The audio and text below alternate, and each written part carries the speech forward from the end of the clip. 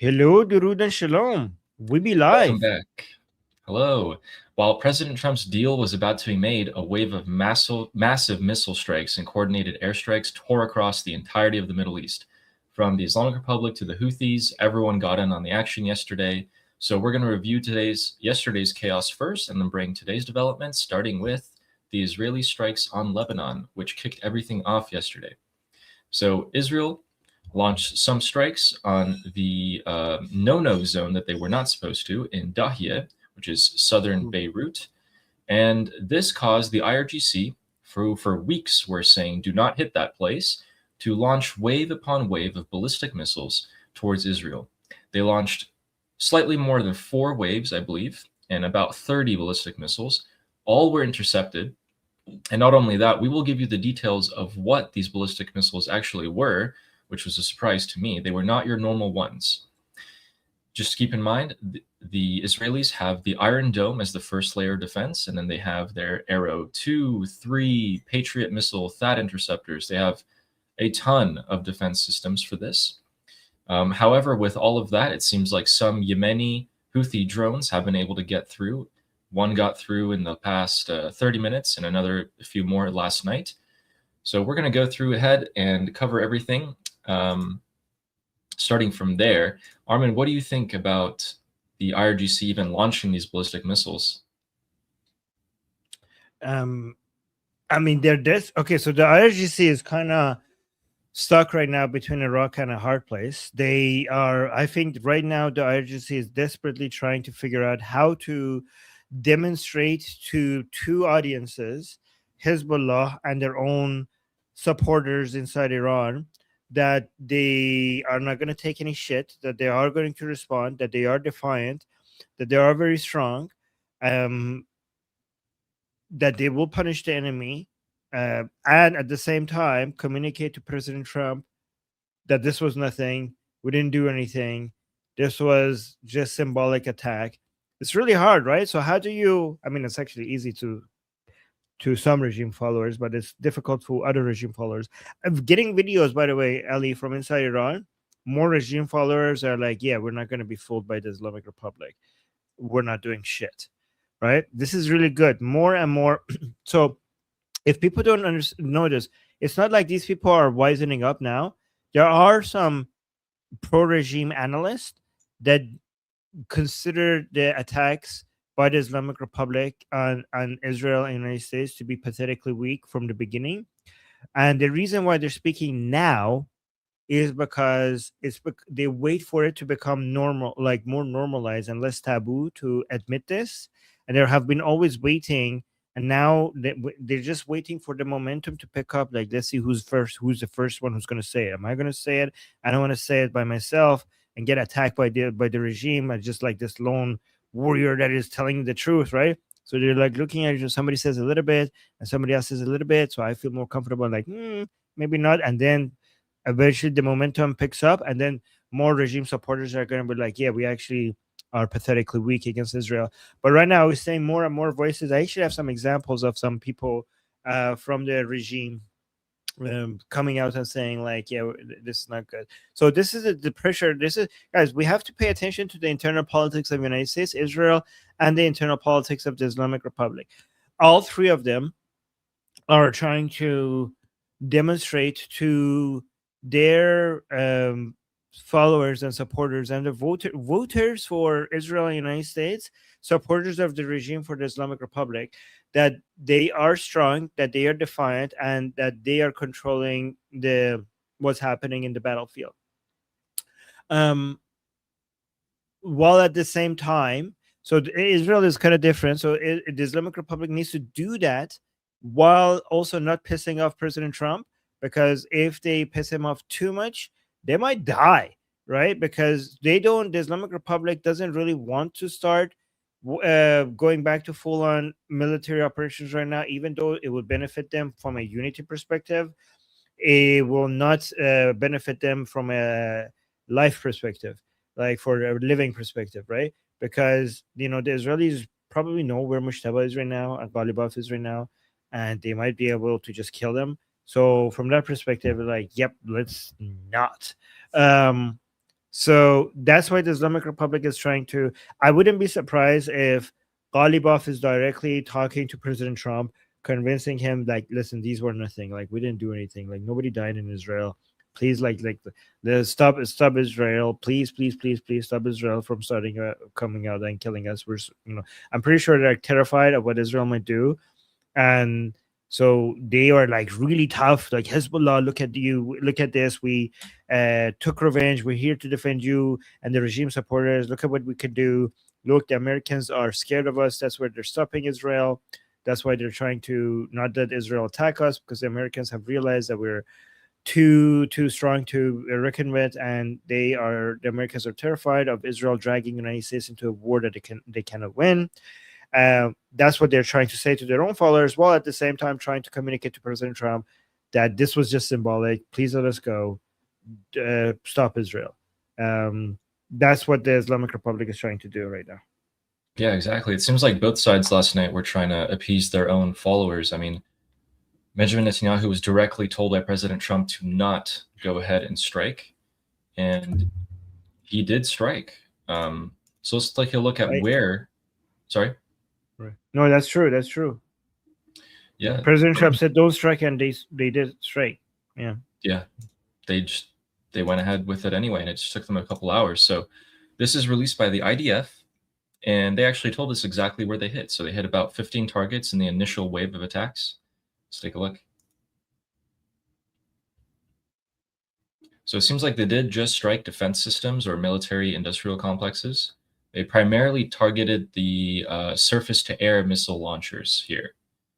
And actually they released a video because they wanted to show proof. So here is their proof. So this video kind of cuts off, but right there on the bottom, where my mouse is circling, you can see a likeness of a truck, and that's that missile launcher. And then 2 seconds later, it doesn't exist anymore.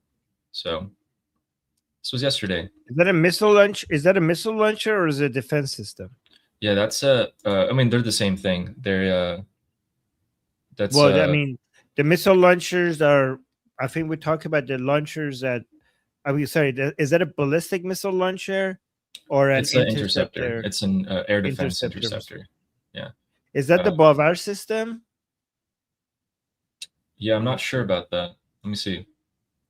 Can we go back to the image? And say, yeah, here it is. Like, let me see. So here's the thing. They created a whole dugout for this. Like they went and excavated all around it, and they put it down there so the earth is around it, protecting it. But I mean, I'm not sure how much protection to give it here because bye-bye. Can you go to the first video that you sent? Because the Bavar defense system is basically made by the Islamic Republic. So the defense system that they have, one of them is the S-300 that they buy from Russia. And the other one is the Bavar system, which I think this is the Bavar system. This is made domestically by the Islamic Republic. Guys, anybody knows if this is the Bavar system? I have some images of them, so I think it does look like it. It looks kind of old, so maybe. I mean, really? Because the Bavar system is newer. Maybe it's the camo. Oh yeah.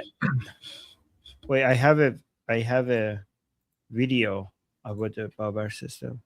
Iran's Bavar 3773.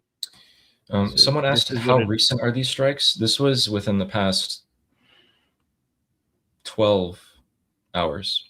Wait, no, 16, 18 hours. Just last night.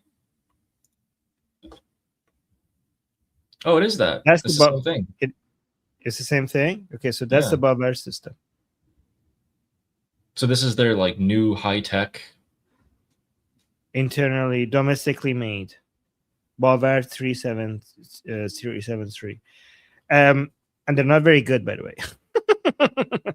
They have so far not intercepted a single thing, I think. I mean, to be fair, the Chinese can't intercept anything either. Yeah. But people still think that China could provide protection to the Gulf countries. Yeah.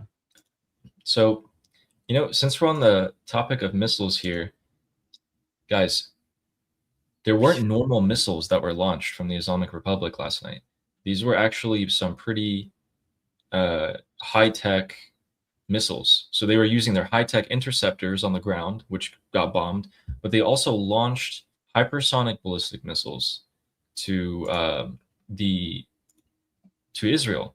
So from the debris that launched, I mean, and landed across Iraq and Syria and Jordan, people were actually able to find out, evidence-wise, that this is actually their most advanced missile. It's called the Fatah 1 hypersonic ballistic missiles.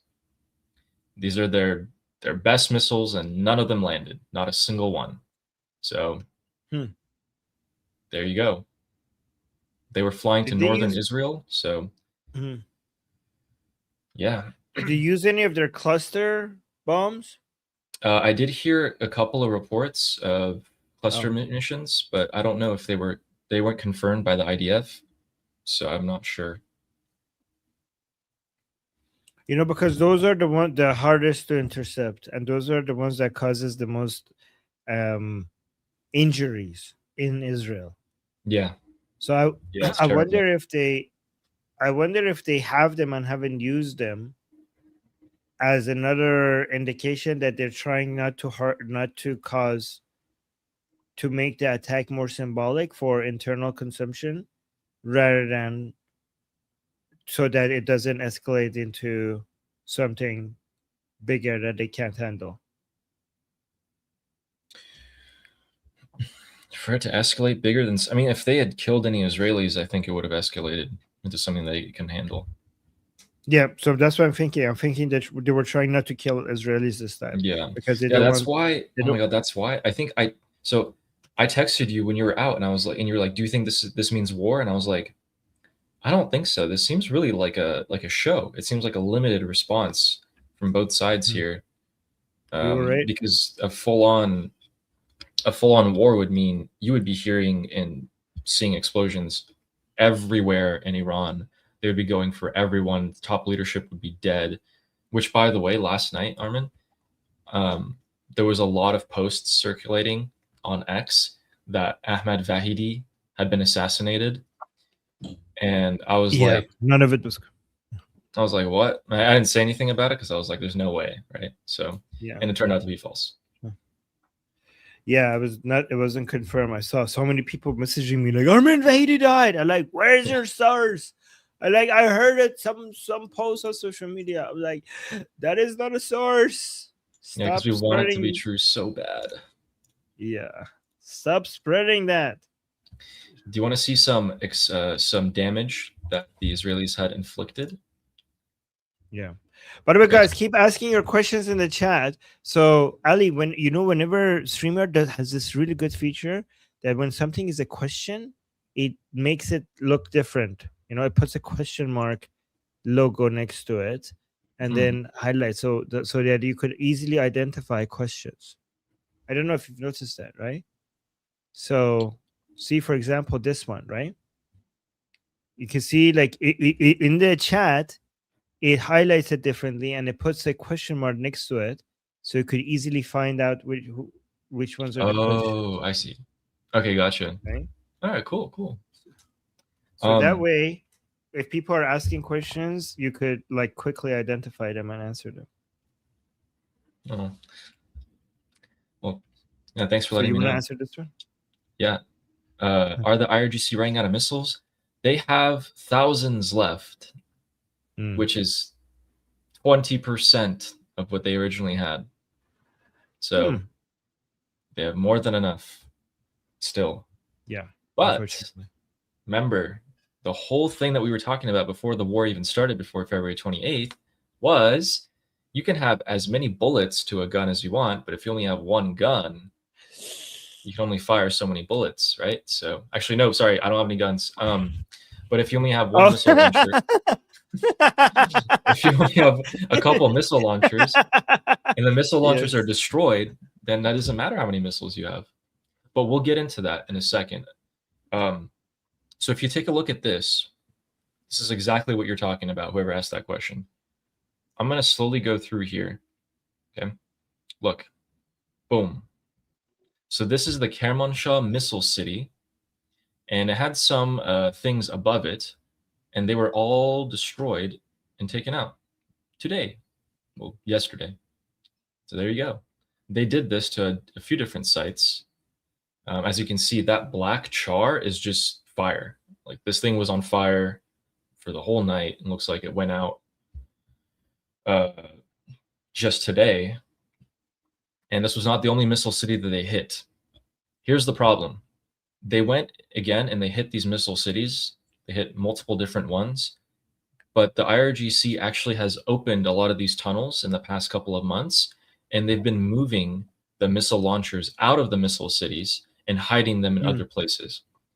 We actually had evidence that they would hide them in just simple like farms, like barns and other such warehouses. They would just put them in there because it's just a truck, right? It's just a big truck. You can put it in a lot of different places. That's the problem. A lot of those missile launchers were moved, and we don't know where they are right now. I'm hoping that American and Israeli intelligence tracked them, even if it was in the dead of night, they still tracked it. But you can't track all of them. I mean, when it's when there's no moon in the sky and it's completely dark, we're not the only ones that can take advantage of that, right?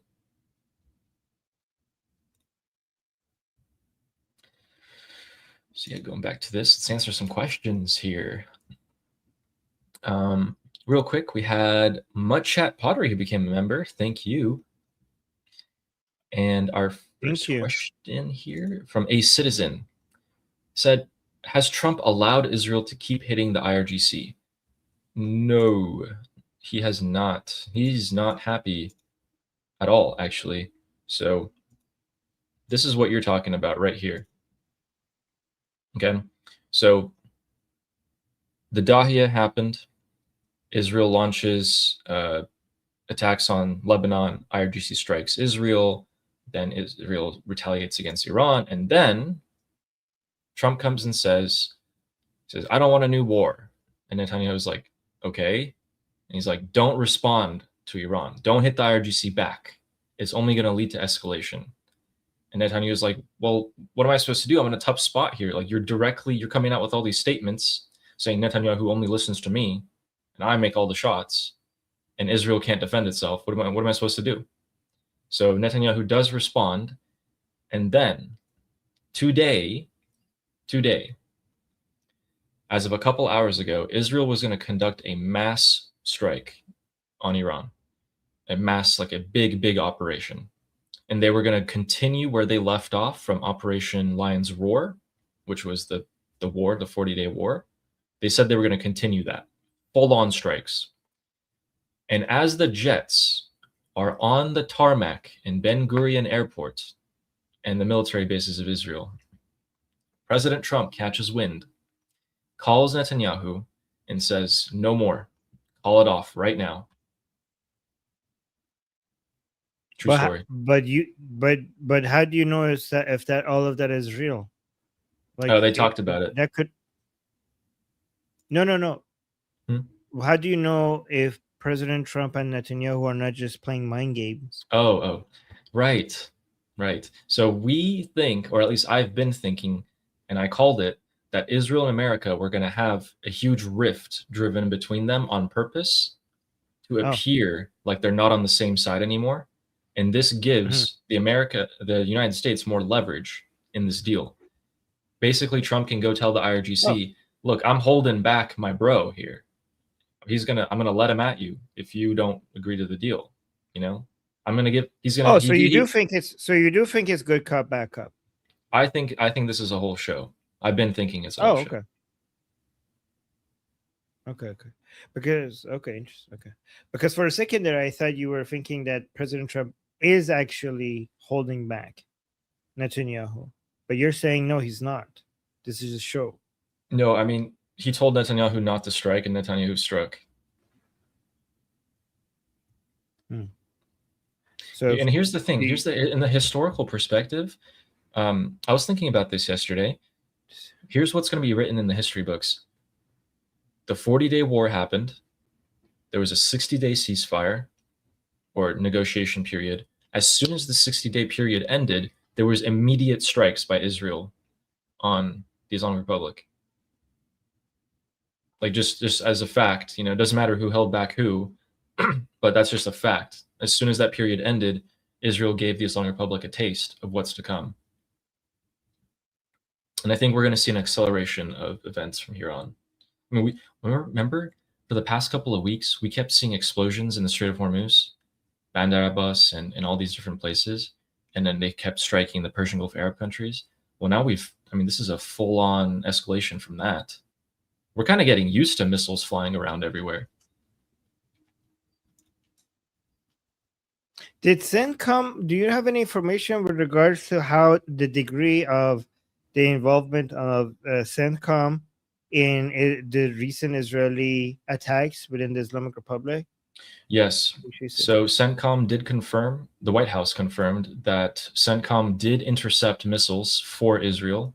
So they were there helping. Okay, so they were helping them defense. Correct. Okay, so CENTCOM helped Israel defensively, but they didn't help them offensively. So the offensive part was Israel by itself. So defensively, United States always defends Israel. Yeah. Always. So that's nothing new. Mm-hmm. Even if there's any disagreement, so that doesn't tell us much, because even if there is any disagreement between Israel and United States, if there is any attacks on Israel, CENTCOM helps Israel, even if there was a disagreement on the offensive. Is that true? Yeah, they have treaties in place, and the missile interceptors and the Marines are already there. So, okay, so that doesn't tell us much. Because if it was that obvious, then it's not going to work as good cop backup. So, guys, if for the good cop backup of United States and Israel to work, like if you guys say like, oh, guys, it's obvious that United States and Israel are doing good cop backup. Well, if it's obvious, then it's not a good strategy. It shouldn't be obvious. It should be very difficult for us to tell. Like, so it can't be obvious. Like it should be hard for us to tell if it's supposed to work on the Islamic Republic. It should be hard for us to tell. Does that make sense? Yeah, that makes total sense. If we could figure it out that easily, then the RGC is going to figure it out easily. Yeah, and it's not a good strategy if we could figure it out that easily. So here's the best part of everything, okay? The strikes happened, everything happened, and then Iran, or the Islamic Republic's foreign ministry spokesman, so Baghai, came out and he said, this is what he said. Okay, this is the official statement from the Islamic Republic.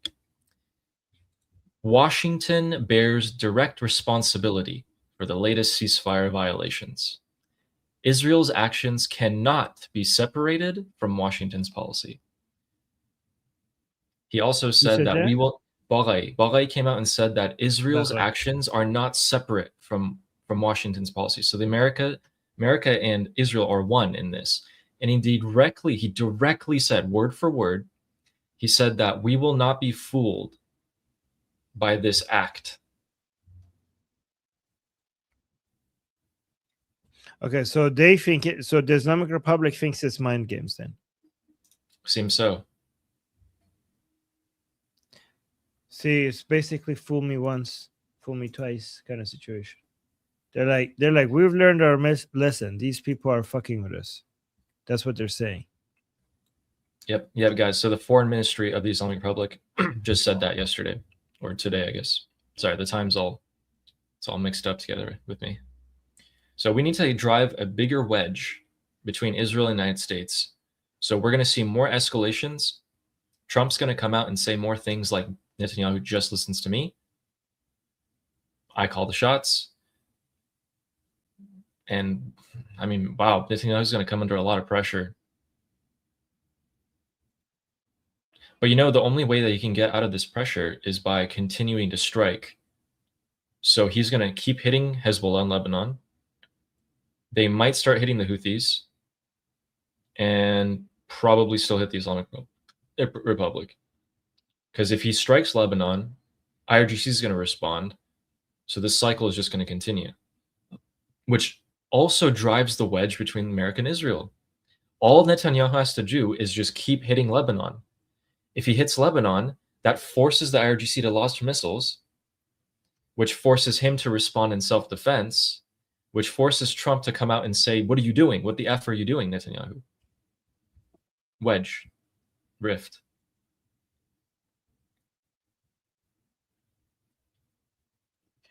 Well, one thing I think people should consider is that if this is good cop, bad cop, mind games, fake fight, then the audience is not just the Islamic Republic.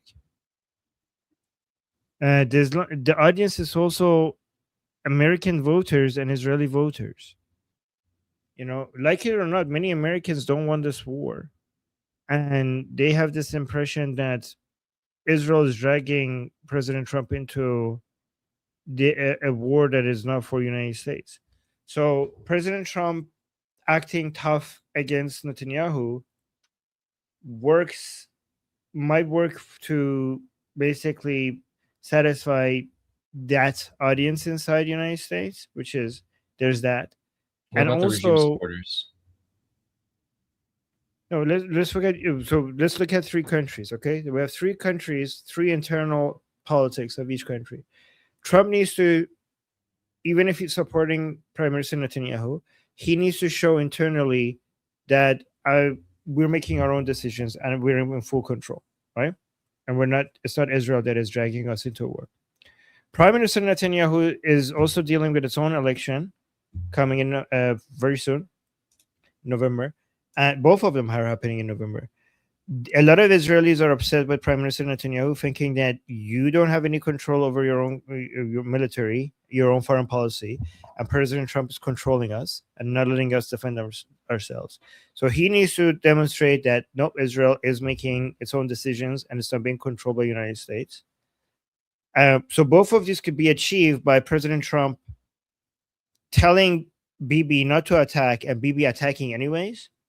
So they will achieve you're basically killing two birds with one stone by President Trump showing that I am pushing back against Bibi, and Bibi showing to its internal audience that I did attack anyways, and I'm not being controlled by Bibi. So both of them will, they could be completely aligned and working with each other and then achieving this internal politics objective at the same time, right? And the Islamic Republic is also dealing with its own internal politics, which basically meaning the minority regime supporters. They require a maximum response to Israel because of their attack on Hezbollah. And the Islamic Republic also has the internal politics of not wanting to die. So they have to figure out how to respond to Israel, making it look like it was very significant, but also make it not significant enough for it not to cause the end of the ceasefire. That's exactly what I think. Yeah. Is that the way that they're playing it is that, hey, they're forcing me. I have no choice. Right. Yeah, if I was Ghalibaf, I would be calling Trump as listen, we did it in a way that not a single person died in Israel, and that was on purpose. That was on design. Okay, we didn't kill anybody, so we just have this. So the Ghalibaf is trying to convince President Trump that we have these Durka. I'm not Durka. These people are Durka, and my hands are tied. We need to give them something. Okay, so let me just do some symbolic missiles to Israel, and I promise that would be it. Okay. Can you hold Bibi back, please? So this is what Ghalibaf is trying to tell to Trump. And Trump has to play it so if this is all a game, Trump has to play it so so basically the same thing that the Islamic Republic is doing to Trump is trying to do to the Islamic Republic. Trump is like, listen, I want to work with you, but this Bibi, he's crazy. You have to give me something or else he's going to come for you. I can't really hold him back.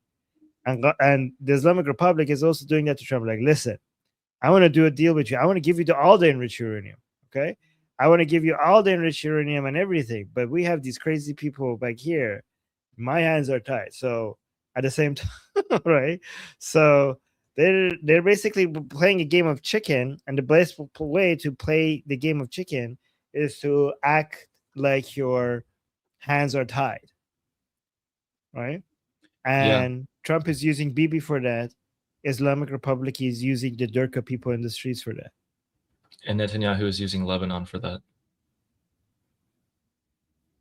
What? Oh, So Netanyahu is if Netanyahu, so if Hezbollah keeps firing, right, or if they're just like no, conducting. Netanyahu is using people like Ben Gavir for that. Like What I they're mean like is, so he strikes Lebanon under the guise of Hezbollah, right? Hezbollah has to respond. The IRGC has to respond. Like they're all forcing each other's hands here. Like it's a chain reaction. Like I'm agreeing with you. Mhm. Yeah. But here's the thing. Here's what we're missing. And let's just say, if it is Ghalibaf who's talking, and if he is agreeing on all these things, and he really was want to make a deal, but he can't, there's different factions in the Islamic Republic. Okay, here's what we're missing. How are you going to, what is Ghalibaf or someone else in the Islamic Republic going to give Trump? What is it? What exactly is it? That's what we need. That's what we're missing here. That's the only piece of the puzzle that we're missing. That's the only thing that we don't know. Is it the strait? Is it the uranium? Is it going to be the location of the top IRGC leadership? What is it? I think there's nothing right now that the Islamic Republic that could give President Trump that would satisfy President Trump. I think the Islamic Republic is trying to figure out how to survive the next, 48 hours. They're not really thinking long term. It is possible that Trump is just trying to give some false hope to the Islamic Republic and then come back to kinetic military operations after the midterms are over. So that's what I'm saying. That's exactly what I'm saying, except I don't think it'll take until the midterms, but who knows, it might. But I think we're going straight back to it. There is nothing that the Islamic Republic could give as a piece of collateral. Like, you guys know, when you go rent an apartment, right, you got to put something down just in case like something happens, so you have a skin in the game. What could the Islamic Republic give Trump that is like, they can give him words, right? That's it. And do you think Trump's going to just take their words and be like, okay, whatever you say? No, there's nothing that they can give him. There's nothing also that would stop them from in the future just waiting for Trump to leave and then doing it all over again. He's got to finish this.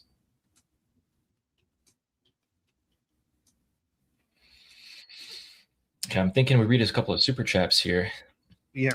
And the first you one, know what? You made a good point. I had to write it down because I have so many ideas to make into short videos, and I don't get the chance to make them. But every time I think of a good, point, I was like, oh my god, I need to turn this into a short video. I'm gonna make the videos like short, like 1 minute short, so maybe I will have time to actually make them. Okay. All right, let's go through the super chats. Yeah. All right, got the first one from Boboism, who says, Israel, Bibi, and Trump. Yeah, I think they're still on the same page here, but you know what? I think Bibi's kind of getting the shorthand. He's getting like the unfavorable side of this partnership right now. So right. Yeah. And we got a question by InServer here. So whose question is, if Trump doesn't have any intention of regime change, how are we making this massive leap to a nuclear deal and then to a revolution? Any scenario you outlined involves... Okay, well, we'll just answer the question. From a nuclear deal leading to a revolution. Well, if you've been listening to us InServer, we've been saying that if the nuclear deal happens, which is all the uranium coming out of Iran, that means the United States has to personally go inside of the Islamic Republic, take the uranium out, and the Islamic Republic has to let them do it.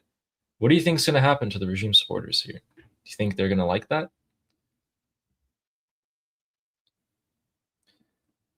So that's pretty much it. And we have a new member from Susan. Thanks, Susan. Thank you, Susan. Thank you, Susan. Next one is from Sarah Ocean. Says, just wanted to say, love you, Adi. You are a sweetheart. And Armin, your soul is so pure. You're so humble. Both of you boys have a special place in my heart. Houthis. Bruces. Thank you. It's really kind of you. Bruces means kisses, guys. Yeah. It's nice knowing that someone's watching and being like, oh yeah, I like these people. I like their character. Thanks, Sarah. And Nail Bunny with the 10 gifted memberships. Thank you for Liberty Politics. Nice. Thank you, Neil Bunny. That's very generous. Thank you. That's very very kind sweet. of you. Always supporting. Very kind. Thank you. Thank you for that. And Boboism again, who says, Trump blames Bibi, quote unquote, blames. Trump and Bibi become stronger at home. Arabs are forced into Abraham Accords so they can get Israel's protection against IRGC. Mind game. Yeah, you know what? Familiar. Sounds a little familiar. Yeah, go on. Have we been saying that? Yeah. You know, guys, to be fair, like, you have to think about the strategy long term, Ellie. If the Democrats win big during the midterms, okay, that is going to limit Trump's ability to fight the Islamic Republic. It's going to limit them. Okay, it's going to be he has to go deal with a whole bunch of other bullshit back at home, probably impeachment stuff, maybe, right? That's going to get his focus away from where it needs to be. So we have to care about the midterms. President Trump needs to care about the midterms. And like it or not, gas prices are, guys, the average American voter doesn't really care as much about foreign politics as the people watching, the Americans who are watching us right now, right? The average American voter cares about affordability and purchasing power, right? And gas prices being high is not very good for that. It's not very good. Even if the economy in the US is soaring, which it is, the economy in the United States is like really, like, guys, like, did you see the job numbers? Here, let me tell you something about the average voter. If their salary goes up, and if they get better jobs, they take the credit. Like I did that. Okay. But when the prices go up, they blame the government. Right. So, you have to, gas prices especially is so visible at the pump. Other things, when you go at the pump and you see those high numbers, you're like, fuck, whoever is responsible for this, fuck you. Right. How can I punish whoever is responsible for this? Right. So President Trump makes sense to me if the plan is like, let's take a breather, let's just like calm down, because I need to make sure that I could continue to do what I want to do after the midterms. And guys, if the Democrats get the upper hand in US politics, then the Islamic Republic wins. The Islamic Republic wins when the Democrats win. Okay, that's the case. The Islamic Republic wins when the Democrats win. So, and the Democrats have a higher chance of winning. They have a higher chance of winning if, come the midterms, gas prices are high.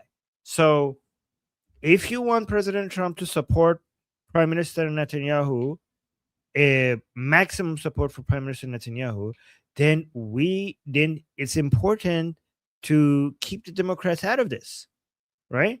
So, just understand why President Trump has to deal with gas prices to make sure that after the midterms, he's not being limited by the Democrats to a huge degree. Like, does that make sense, Ellie? It makes sense. And also, remember when we looked at this? Guys, this is what Armin's talking about. In the short term, we're okay. We're not great. But in the long term, this is the trucking rates. This is the cost of transporting everything in America. Okay? Look at that graph. Look on the right. Everything's up. It is shot up in 2026, just through the moon. It's over double. Okay? That is going to drive the cost of everything you want to buy at the store up. How long can that stay? I don't know. By the way, I got a great compliment. Michelle is saying, that is quite insightful of you, Armin. Armin Navabi, full name. Considering you're not American. Well, thank you. Appreciate that. Well, there you go. There you go. And guys, by the way, guys, this is not binary. I saw somebody else saying like, "Oh, well, they're gonna lose anyway, so what's the point?" It's not binary. This is a spectrum. If you're winning by how much? If you're losing by how much? Okay, so this is a spectrum. So even if you're losing, it's better to lose by less. If you're winning, it's better to win by more. So it's still important. Also, I want to share a life philosophy, just one sentence, which I've always thought about. It's easy to look good when you're ahead, and it's easy to look bad when you're behind.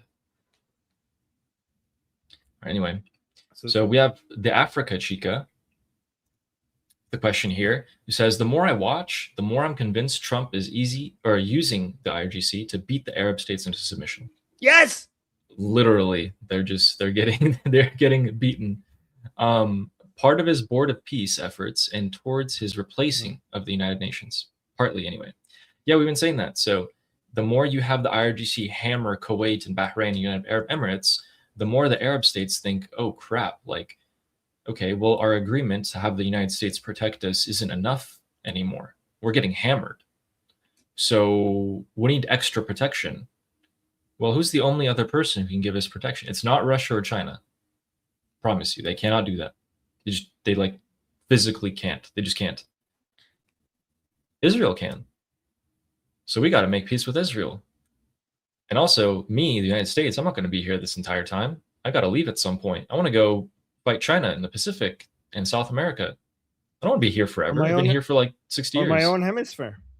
Yeah. Yes. And the next super chat is by Amy Ryan. Thank you. Says, why would Trump want to look weak? Also, it looks like Trump doesn't care if our allies get bombed, or even worse, it looks like he doesn't care if our troops get bombed. Well, I don't think he wants to look... not getting bombed. Yeah. Oh, you go first. You go ahead, Ali. You first. Sure. You go. He doesn't want to look weak. He wants other people to look weak or weaker. If you think he looks weak, then just think other people look weaker in comparison. Who's the strongest looking person? It's definitely the United States here in this entire conflict. Everyone else looks weaker by comparison. And that's that way by design, like a lot of the Persian Gulf Arab countries who are our allies. If they get bombed, well, that's more leverage for the US. You know, that's just how these things work. If he doesn't care about our troops getting bombed, well, he does. He said, if there are American casualties, we're going straight back to a full-fledged war.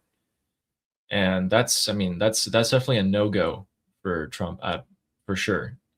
Even if you don't believe in him personally, think about how he feels politically.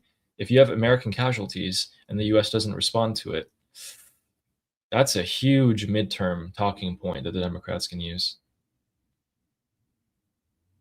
Yeah, thank you for the super chat. Go ahead, Armin. So yeah, if we go through it. So why would Trump want to look weak? So yeah, he doesn't want to look weak. And I mean, honestly, he doesn't look weak. He has decimated the Islamic Republic in a way that nobody, like the Operation Epic Fury and Roaring Lion has been one of the most successful military operations in history, right? So we have to look at who the audience is, right? The people who want President Trump to just go full on kinetic military operations against the Islamic Republic until it's finished. So from their perspective, he's going to look weak, right? So from the perspective of the Americans who think that, oh, Israel is controlling America's foreign policy, then this whole, oh, Bibi, you have to stop and I'm in control, stop. That actually, they might like that. They might like, oh, okay, United States is, I mean, some of them are retarded, so they're so anti-Israeli, then this is not going to influence them. But there's always people in the middle who are going to see this and be like, yeah, President Trump is being America first. So they're going to see this as actually a show of strength. When it comes to most Americans, though, they're not like you and me and Ali and other people in the chat. President Trump's strength or weakness comes from gas prices and affordability and purchasing power, right? So they're going to be like, has President Trump successfully managed to you know, control, help the economy and reduce prices and stuff like that, and bring jobs back to the United States, that for them, that's a measurement of strength and weakness. They're focusing on that.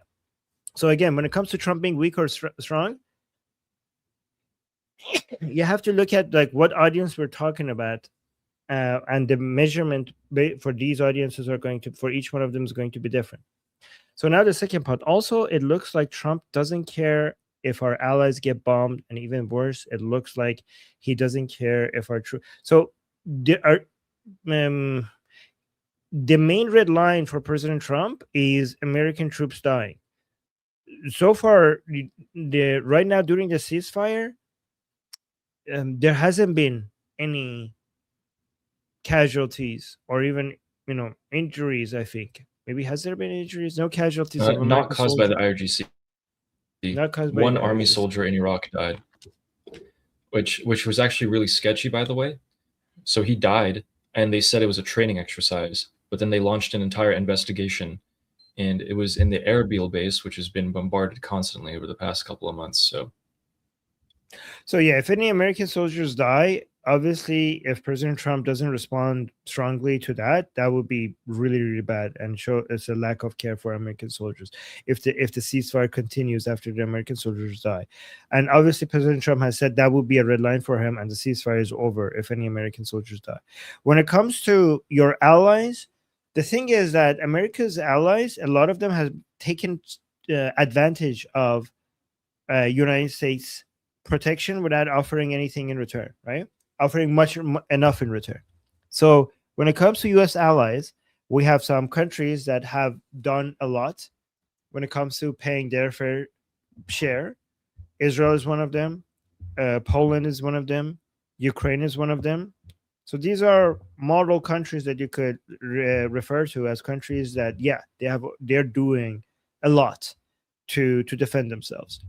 But when it comes to many European countries, not Poland and Ukraine, but other European countries, when it comes to Saudi Arabia, Qatar, UAE, Bahrain, Kuwait, these countries have been leeching off United States security, and the petrodollar, the unwritten petrodollar agreement between United States and these Arab countries, the unwritten agreement, is not really working that much for United States anymore. So United States is providing security to these Arab countries, but United States, unlike before, is not reliant on their oil as much anymore, and their U.S. dollar is not reliant. The U.S. dollar, the strength of the U.S. dollar, is not as reliant as oil and gas being sold in USD anymore. So these Arab countries are expecting United States to provide them with protection, American resources, American taxpayer money being spent on their protection, while they are just sitting back. And I mean, they're not doing enough to protect themselves. And the best thing they could do to protect themselves is to just cut out this bullshit,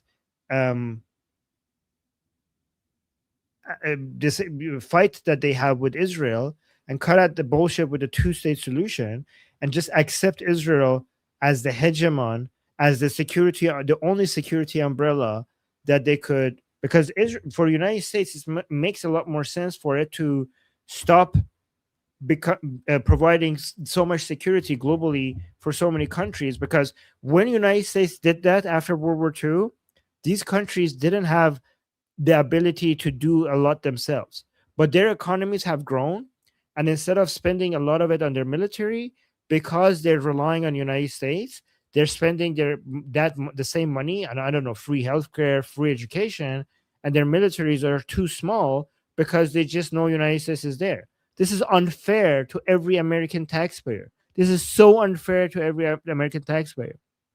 So United States needs to slowly pull, and this isn't the United States needs to pull away, but this is not bad for these countries. This is actually good for these countries, because you're removing the training wheels from their bikes, and you're making them self-reliant on stronger countries by doing so. And President Trump is not there to protect these Arab countries, because these countries can't just keep using free security services from American taxpayers. President Trump's Don't Row doctrine, in my opinion, makes a lot of sense. United States needs to focus on their own neighborhood more, and these countries need to focus more on their own neighborhood. And Saudi Arabia, instead of relying so much on U.S. security, Saudi Arabia, Kuwait, Qatar, the UAE, they need to understand that the only alternative to United States, one way or another, is going to slowly leave this region. So you need to find a solution to United States leaving. And United States is doing you a favor by not pulling out so quick in trying to figure out a solution for you while they're going out. This is actually United States doing you a favor by trying to give you a solution while they're leaving. And Saudi Arabia stopped threatening United States with China and Russia, acting like, like, oh, if you leave me, I'm going to go to China, I'm going to go to Russia. Good luck with that. Are you fucking kidding me? China can't even handle the United States in its own neighborhood. You think they could come and protect you in the Middle East? The only alternative to United States protection is Israeli protection. That's the only alternative. So these countries need to get over the two-state solution, get over the Palestinian cause, and realize, just like Bahrain and UAE did, that they need to just move closer and closer to Israel. That is the only solution. So this is not United States not caring about their allies. This is United States basically rearranging this unfair agreement since the 70s. I mean, it was more fair back in the 70s. This unfair agreement between these Arab countries and the United States, it needs to be renegotiated. And the United States is actually doing them a favor by trying to arrange the Abrahamic Accord with these countries before they leave. Sorry, that went for so long. Let me know if that was unnecessarily long, or was that helpful? That was good. It's a full explanation. Thank you. Okay, we have some breaking news for you guys. Oh, remove the super chat before you show that. Okay, so President Trump has said, I will be doing a tele-rally live at 5:30 p.m. Eastern Time for Senator Lindsey Graham. Vote for him, and etc. Now, in this tele-rally that began already, right? It's been almost an hour. He said, quote, "You're really going to win it over the next 2 weeks when we declare total victory. It will be a total victory, and it will happen very soon." Wait, let me see this again. I will be doing a tele-rally live for Senator Lindsey Graham and South Carolina. I mean, that's really it. The rest of it is just whatever. But in this tele-rally, he said, he said, quote, listen to this. "You're really going to win it over the next 2 weeks when we declare total victory. It will be a total victory, and it will happen very soon." Do you have that quote? I have the quote from a person called Libby Dean, who is a White House correspondent here. President speaking on a telegram. 2 weeks. It's kind of bold. I mean, he's been saying some similar things, but to come out on a not this tele-rally bold. now. This is boldest one, yeah. This is the boldest one. Great find, Ali. Look at this, Ali. This has only 8 likes, and you still found it. That's a pretty good. You're really good at this. Can you send that to me? Yeah, of course. Guys, we're so lucky to have Ali looking. No, please. For these things. I feel bad when I get compliments. Ali, guys, everybody compliment Ali. It's making him uncomfortable. That's his weakness. So, guys, keep complimenting Ali. He doesn't like it. If you guys make me feel uncomfortable, I'm going to make you feel uncomfortable. Oh, no. Okay. Is that a threat? Oh, no. People are starting to do it. All right. You guys called for it. Well, I didn't want to do this to you. Oh, no. Oh, no. I know what this is. I didn't want to do this to you guys, but. Oh, no. So the Islamic Republic national team, okay, someone on the Islamic Republic national team is a pedophile. It's not a national team. It's a state team. It's not a national team. The Islamic Republic team. Yeah. The Islamic Republic team are pedophiles. Surprise. And they let this guy on the team. Read the title. Yeah. All right. So the Daily Mail has reported that an international footballer tries to lure a 14-year-old British girl for a cuddle behind a hedge during her family's holiday at a luxury Turkish hotel. Ooh, I don't know which one it was, but let's look at this And guys, disgusting clip. they're kissing. This is the soccer team. They're kissing the Quran.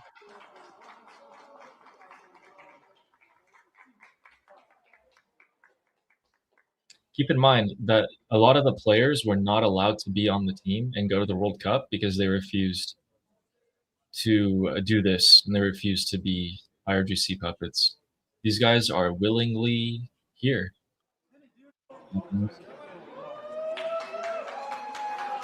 And quite frankly, I hope they get knocked out as soon as possible.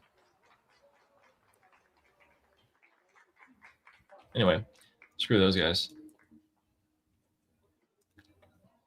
Yeah, that's what you guys get. Wow. Somebody saying here. Yeah, someone say I'm not uncomfortable. I'm bloodthirsty. You see. Okay. It's gross. Wait, what's going on here? All right, let's go through the. Okay. All right.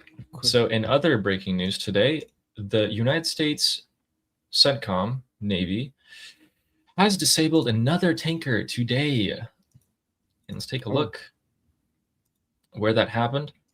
So that has happened somewhere around here. It looks like they were trying to enter the Persian Gulf. And so let's begin with CENTCOM statement. And I have some juicy footage. So basically, this was a Palau flagged tanker, and it was in the Gulf of Oman going towards Iran. So it was empty, and it was going to load up, presumably at Karg Island. So an FA-18 Super Hornet took off from the USS Abe Lincoln, fired a rocket right into the engine room, and stopped the ship. And so you might be wondering, wow, right? Super exciting. Well, I'll make it super exciting, because look at this. This is the tanker. And it looks like the crew came onto the other side of the ship. And we can see here, not only is the engine room full of fire, but also, hey, there's a destroyer right there, just coming in to check if everything's okay. Oh, hi. Oh, hello. Oh, hi. Who's that? So you guys need help? Okay. Wait. Show that again. That's pretty funny. That's pretty cool. Like, where did that come from? It's like a scary movie. Like, if you see these two guys, these three guys on the left, they're just like, man, what do we do now? And then the answer is that the United States Navy will come and save you. There it is.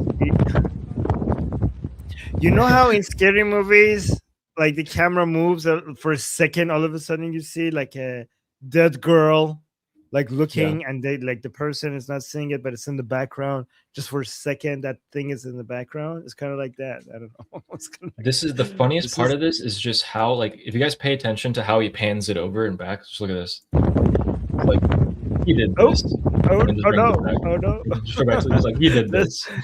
No. You know what he's saying? He's like, if we don't look at it, it's not there. If we don't look at it, it's not there. Oh man, it's a jump scare. Yeah, it's a jump scare. Yeah. This is the greatest part about the internet.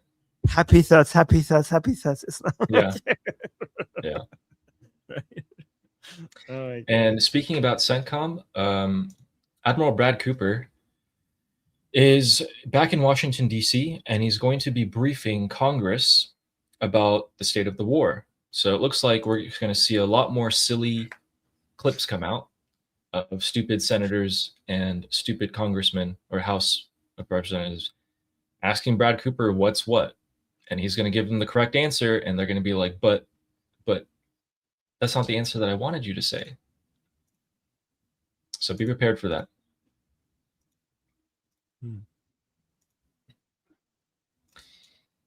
So, oh no, what's going on? Okay. I'll give you a choice. Do you want to see a statement from Elon Musk about Iran?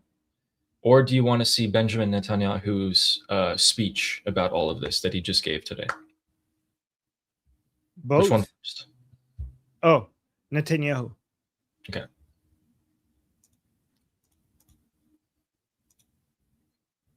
All right, so this is translated by Grok into English here. Nobody's speaking in Hebrew. I don't know if I should I like read it out as it goes? Yeah, Just read it out. Yeah. Dear citizens of Israel, a year ago, we launched a historic preemptive strike against Iran's intention to destroy us with an atomic bomb. We thwarted this immediate threat. We also eliminated the tyrant, Khamenei.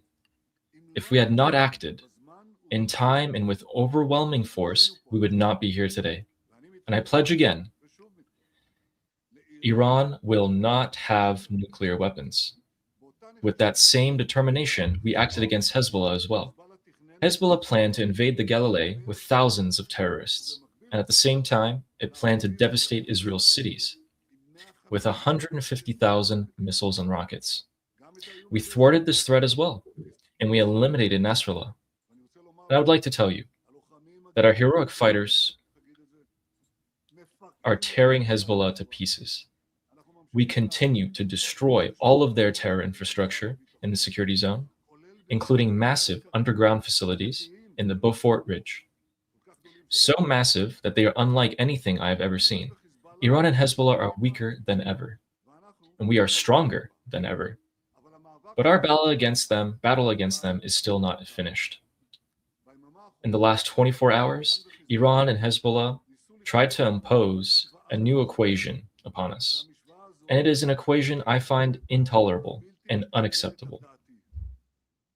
They thought they would fire at Israel from Lebanese territory and from Iran, and we would not act. That did not happen, and it will not happen. Not on my watch. Just as I have done for decades, I stand firmly on our right to act against our enemies.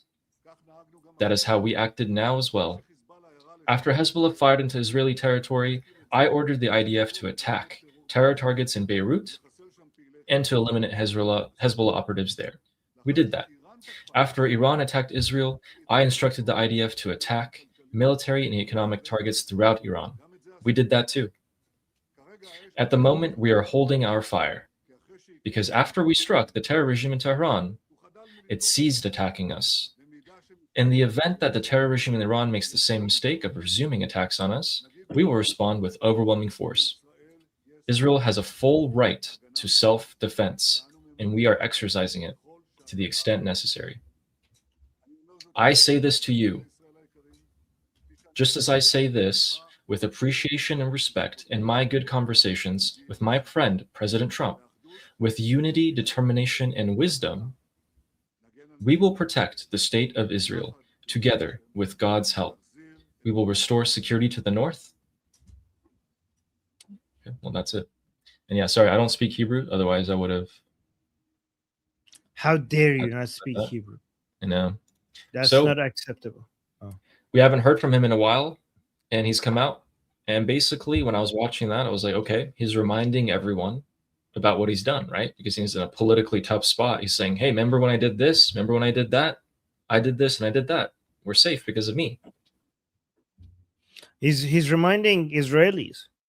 Yeah. Because I think he's in a tough spot right now. What is the odds right now from him winning? And we need to check that. Where can you check that? What are the odds of Prime Minister Netanyahu winning in the upcoming November elections? I'll double check that. Do you want to respond to some super chats? Yeah, someone said, what kind of Mossad agent doesn't speak Hebrew? The Iranian kind. Well, the kind of Mossad agent who doesn't reveal to you that he speaks Hebrew. Yeah. You guys thought in front of 1,000 people I would just start, yeah. Anyway. We got a super chat here from Fleshy Interloper who says, how would Trump finish it? Okay, here's how he would finish it. He gets whatever he needs to get from the Islamic Republic, and if he doesn't get it, he's going to bomb everyone in the IRGC. He's going to kill all their leaders. Then he's going to, in my opinion, probably lean more into the Iranian people. He might do a photo op with Prince Reza Pahlavi in the White House, spread that around, give more support for the Iranian people, tell them to, take over their institutions again, maybe some weapons here and there. That would cause another uprising. Most of the IRGC are already dead. The Basiji are already dead. It's probably how we're going to go with it. I think I think the people. Okay, here's the thing. I don't think Trump would finish it. I think the Iranian people would finish it. Exactly. I think Trump. Yeah. Basically, what Trump could do is weaken the Islamic Republic to the point where it becomes an easier job for the Iranian people to finish it. Yeah. That's what I think. That's the general thing of what I think is going to happen. And Saber Coaching with the super chat who says, I think Trump is worried about the IRGC overloading Bushehr once troops enter Iran from the south. Airstrikes are pointless without feet on the ground. Well, you're assuming that he's going to launch an invasion of the Persian Gulf from the south, which I don't know if that's going to happen because the USS Boxer is still in Singapore. But airstrikes, you're right, are pointless without feet on the ground when it comes to toppling the regime. So that's why the Iranian people are the boots on the ground. You have to support them.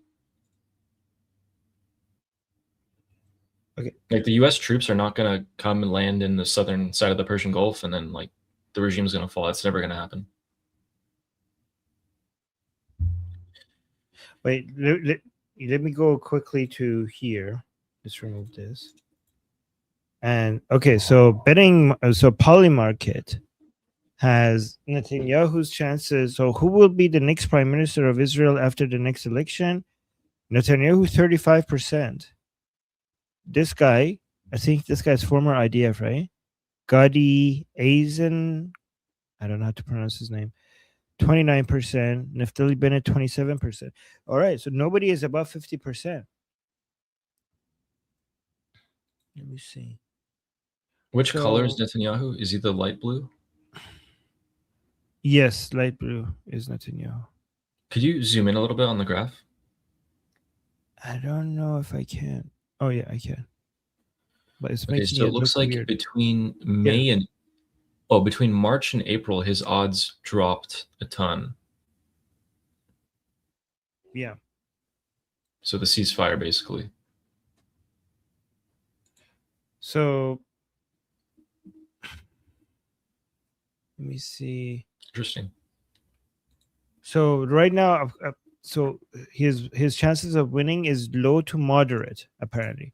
Currently around 30 to 40%. So this is a tough situation for. I mean, to be fair to Netanyahu, he's the people. Every time he almost looked like his political career is over, somehow he has always managed to find a way to just bounce back. But this time that this is a very uphill battle for him, and it's very uncertain right now. So it's very tough. Yeah, but anyways, let's go back to the super chats. All right, we have a super chat from Boboism again. Thank you. He says Western Europe is Islamized. Yes, but it's not over until it's over. Keep fighting. It could be un-Islamized. Okay, it's not Islamized to the point of no return. We shouldn't give up on Western Europe. We should keep fighting. We should keep fighting for these countries. We should try to reclaim Western Europe. Yeah. Thanks, Boboism. Thank you. And we have a super chat here from John. این آخرین بار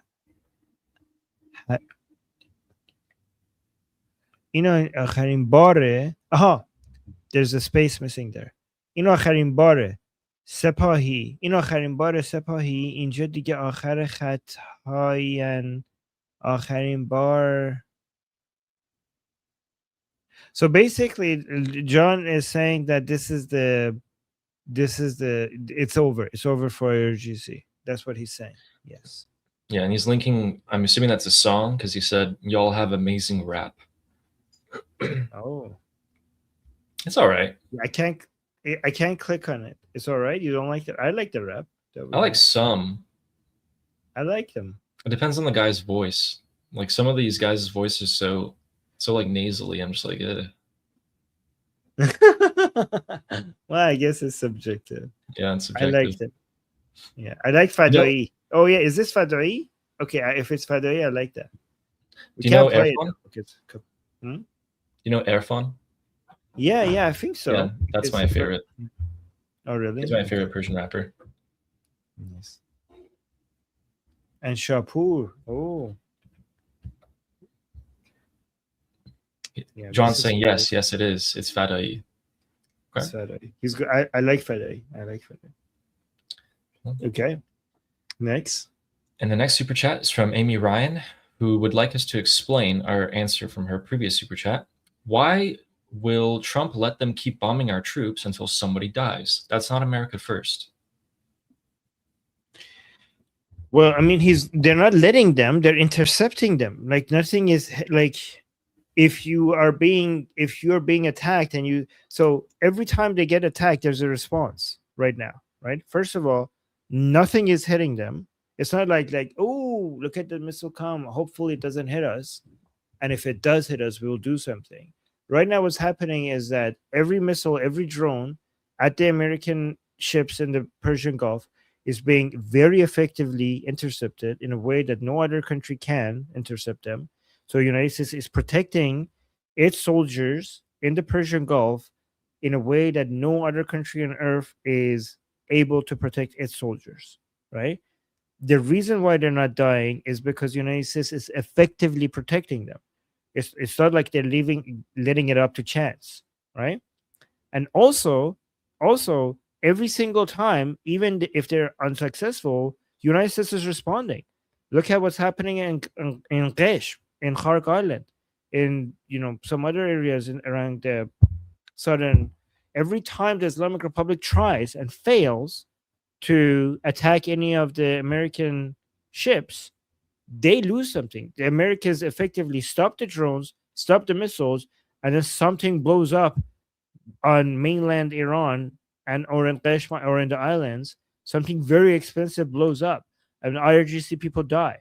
So just for the sake of just because the Islamic Republic tried killing American soldiers and failed, the United States breaks something within the Islamic Republic, something that is really precious. So these are not going unanswered. It's not just because it's not head to head, full on confrontational war with the Islamic Republic and the ceasefire is remaining. It doesn't mean it's going unanswered. I mean, if you saw what happened in the past few days, all the explosions that we're hearing in southern Iran is Americans responding to the Islamic Republic even dare shoot at American ships. And that's definitely going to. Texas Troop is saying this perfectly, Amy. She's saying, Armin, that is going to be the accusation hurled at Trump. So I think both Amy and Texas Troop are right, because this is definitely going to be a talking point for the Democrats of why are you just letting the Islamic Republic do all this stuff? They're going to talk about that as much as they can. Yeah, I mean, they're being defended. No country is as effective as protecting its soldiers more than United States. I mean, that's why there's so many little. That's why the Americans' appetite for American soldiers dying is so little, because they're not used to it. Because United States is so effective at protecting them. Amy says that's not a good answer. They're letting it up to chance, as an American soldier might die. They're not letting it up to chance. If it was up to chance, more of them would be dead right now. They're stopping the missiles and the drones. Okay, so here's the thing, Amy. What would you want them to do? Like, can you maybe instead of me answering, like what would be the best response? Let me know. So let's keep an eye for Amy's answer to this. So here's I remember Trump saying two things about U.S. troops. One, that this is a war, casualties happen, and two, that if the Islamic Republic kills American soldiers, we'll probably go straight back to war. So Amy I really want to know what would you suggest should be the proper response? Like, what would the response need to be, Amy, for you to be happy? Because I could guarantee you, like right now, remember, the United States has used a lot of its interceptors. A lot of the ceasefire was necessary to, restockpile the interceptors. American soldiers do require their time, rest. You can't just continuously do military operation for them to recover so that they could respond again stronger next time. And the American soldiers are being very effectively defended right now against any drones or missiles coming at them, more effectively than anyone else. So what is it that should be done right now? Because it's easy to point out at something that we don't like, but if we don't have an alternative to what's happening, then we are doing the best thing that's supposed to be happening. Like, unless you have a better option, that means that the best option is the current option. So I didn't see anything from Amy. I was waiting. So what would be a better option than what we're doing right now? If you have And any. while we wait for that, let's read Sarah's super chat, who went through the trouble of saying, I'm seeing on X that Boxer, the USS Boxer, went dark 7 days ago and has left Singapore. Ooh. Okay. Take a look Is into that true? I'll take a look. Or actually, if you want to take a look, I'm gonna. Did read the next one as well. this USS Boxer go dark and left Singapore, and maybe coming towards the Middle East? Let me see. But thanks, Sarah. Thank you. And while you're looking into that, Sketch here is asking a good question. So Sketch Art Therapy with a good super chat here asking, just left school. How's the ceasefire? Do you see fire? Yes, I do. Do you want to see what I'm looking at? Yes, show us.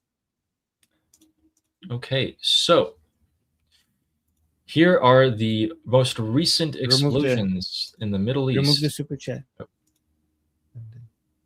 Oh, who also Sketch also said, soldiers don't like to be used by pacifists.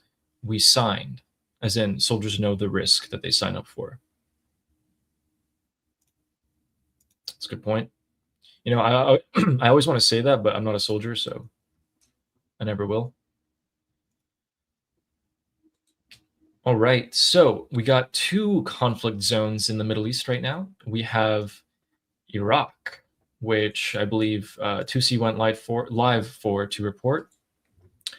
I think he was reporting that the IRGC had launched drones towards an American base in Iraq, but I'm not sure that's true. I think it's actually a Kurdish separatist group that they're launching missiles at here, but who knows? So as you can see right there, you see a missile or a drone flying and boom, intercepted. So that's Iraq. And in addition to that, we also have a strike on Israel that there's been more missile interceptions here. So this is on the Red Sea. And we can see there's a bit more interceptions right there. This is in the city of, I don't know how you pronounce it, but Eilat. Looks like Israel stretches quite a bit all the way to the Red Sea.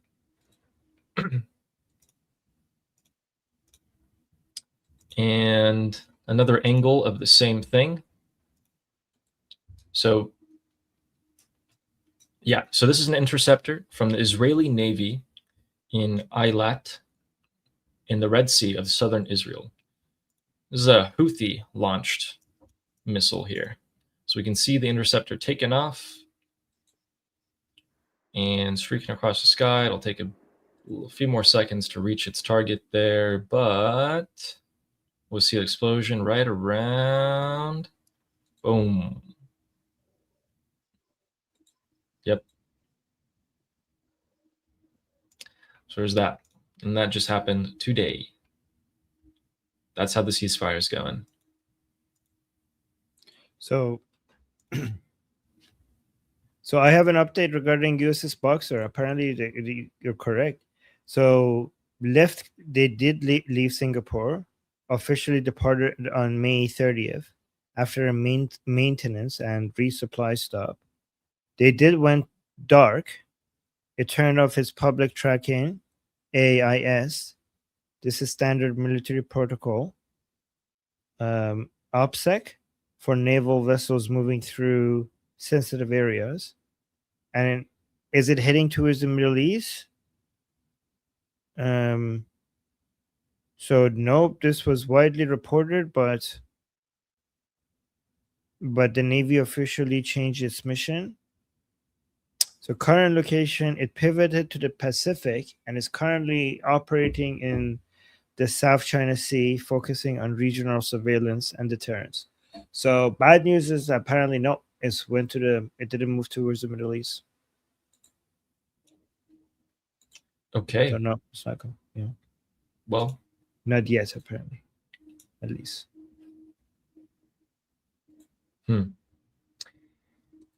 Armin, do you want to know what the European Union has done finally? Yes. After months and months of deliberation, they have finally imposed sanctions on 2 people. Oh, wow. Oh, my God. Oh, wow. We're saved. We're saved. Yes. Guys, I'm going to go pack my bag. We're going to go to Iran tomorrow. It's over for them. Wow, guys. We were hoping that the United States will finally do something, but not. But it was the hero that we were all waiting for. Wow. Guys, oh my God. Finally, to the rescue. Let's go. Brave. After months of strongly considering, they have targeted 2 Iranian individuals in an IRGC naval unit, which is just fancy talk. So they sanctioned 2 Iranian individuals linked to the IRGC's navy. Yay! Wow. They did it. Ali, I don't know how the Islamic Republic is going to recover from this, honestly. Like, oh shit, man. This is just to remind you guys, the sanctions on these two people means that these 2 people cannot trade with the EU. Oh my God, they can't trade with the EU. These there's 2 people within the Islamic Republic that cannot trade with the EU. That is over. Oof. It's over. It's over for this. So glad to see Europe standing up for themselves. Wow. Yeah, finally. I take everything back. These people know what they're doing. My God. Well, moving on to some more clown show acts. We can take a look here at a top IRGC commander and advisor to Mujtaba Khamenei. And in the background, we can see his bodyguard, who seems to hate his guts. Let's take a look at this. I see.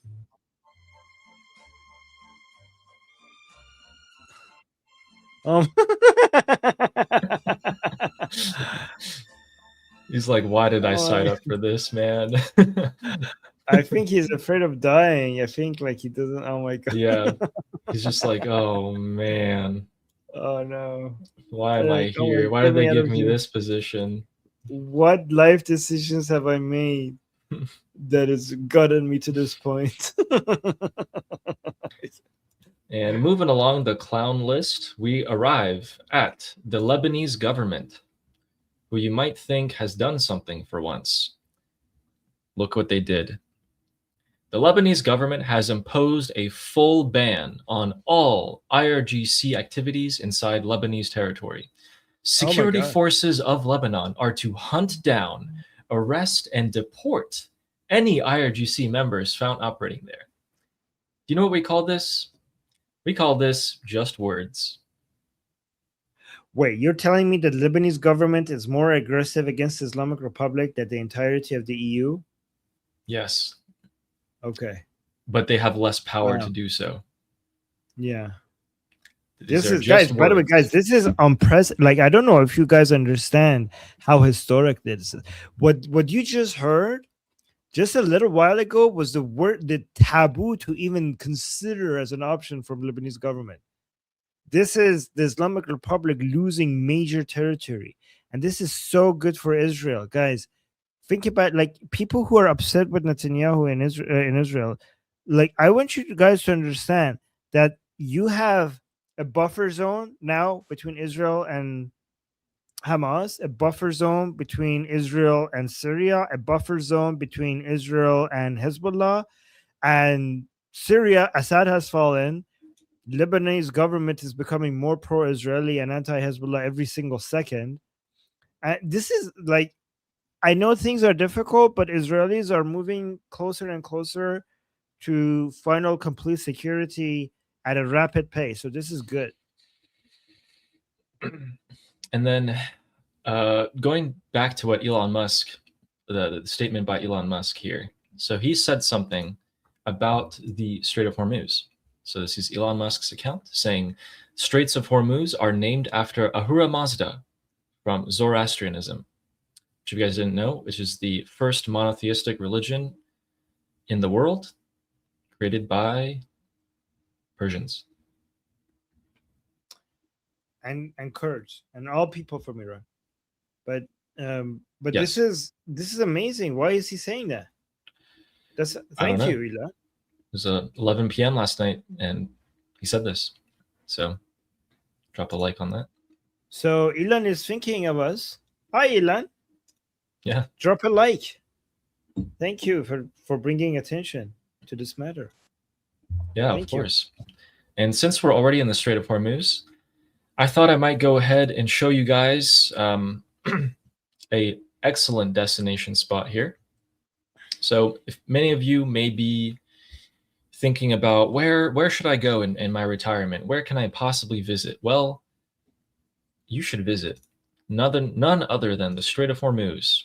And in fact, we have a perfect resort waiting for you guys right here. What is this? Where when you open the door, you are met with this fantastic scene. Please go as soon as possible because it seems like these ships will be gone at some point in the future. But before then, you will be able to see all these oil tankers stuck. No way. Oh my God, this is amazing. You know what? I would want to stay at this hotel. That is historic. That is a historic view. So if you guys would like to go on Poly Market, I would suggest bringing some binoculars and checking to see how many ships pass through the Strait of Hormuz every day, and you can bet on that. Oh, hey, YouTube, this is not financial advice. Right, in-game. No, just check with your financial advisor or whatever. Right, but yeah, but yep. Oh my God, do your own research. But yeah, that's amazing. Yeah, you could do your own research by staying there and basically having access to information other people don't. That's pretty cool. Yeah. What a view. I thought that was pretty cool. I know, right? Yeah, that's true. So let's finish that segment off with a Basiji in Iran. And we'll translate his words for you guys here. They're quite funny.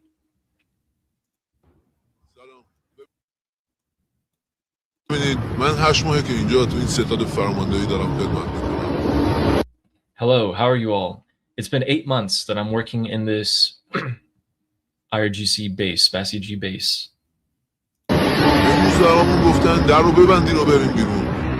They told us today to close the doors and evacuate. But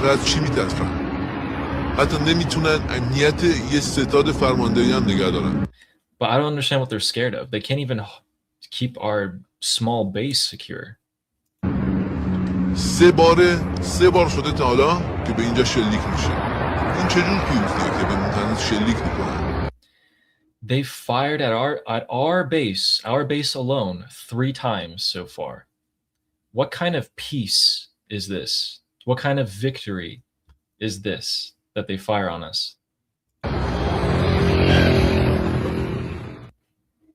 Did you hear this part, Armin? Let's just hear this one part.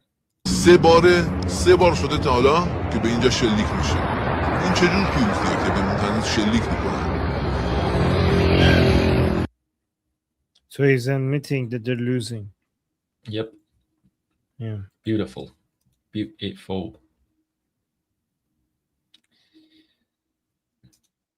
That's I pretty like good. that.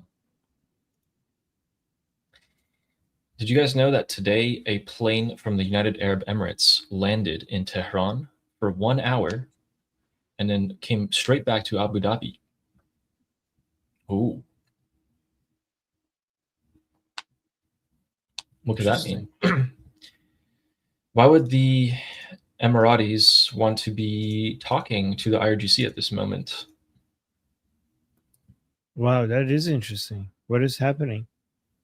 So basically, a Boeing 737 belonging to the Royal Jet airline of the UAE, which is always used by senior Ooh. government officials, landed in Tehran for 1 hour before going straight back to Abu Dhabi. Whoa.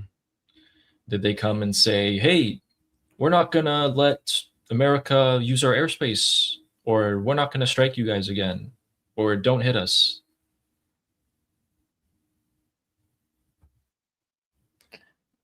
Interesting. Do you think that the Emiratis are trying to give up on being hostile to the Islamic Republic and they're trying to arrange a deal like the Saudi Arabia has now with the Islamic Republic? I don't know how competent these leaders are in the Persian Gulf Arab countries, but if I was them, I would know that the Islamic Republic's time has come to an end and that they will eventually fall. So what I would do is I would go to the IRGC, I would straight up lie to their face and say, look, man, the US, they kind of bullied us. We're not going to let them use our airspace anymore. We'll do whatever you want. Okay, just don't hit us. But when the final strikes come, and the final strikes will be devastating, right? It's going to be like just finishing the IRGC off completely. I'm going to join in. I'm going to join in. That's what I would do. Because it's just words. I mean, I could just tell the IRGC, like, hey, I'm not going to do anything. I think maybe it is possible that the Arab countries around the Persian Gulf are realizing that Trump is just not going to defend them as much as they want to, and they were hoping that, and now they're going back to the Islamic Republic and just saying, like, can we just stop this? Like, what can we do to stop this?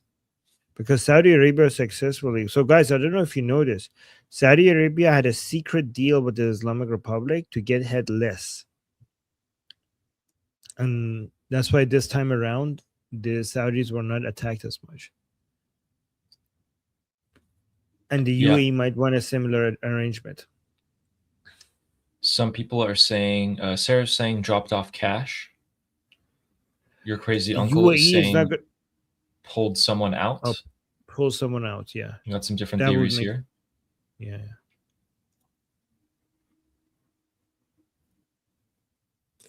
Yeah, pulling someone out, maybe that makes more sense, actually. That's a good solution. Because dropping cash to who? We had a question that I think we should answer again, because a lot of people are asking is, did they ever confirm Vahidi is dead? No. That has not been confirmed. He's not dead. Oh, but you know what? Speaking along the lines of that, I wanted to talk about this. Okay, so Iran International posted last night something really, really interesting. So if you're Iranian, listen up. Iran International said that after Israel struck the IRGC targets, contact with Mojtaba Khamenei was lost. Yeah. Which, could be perfectly normal, just hiding, no communication going on. But what if, I'm going to play devil's advocate, what if Mojtaba Khamenei is actually communicating via couriers or someone actually important, like as a middleman, and that middleman was hit? Who knows? But most likely, just he's just holding himself up, making himself hard to find.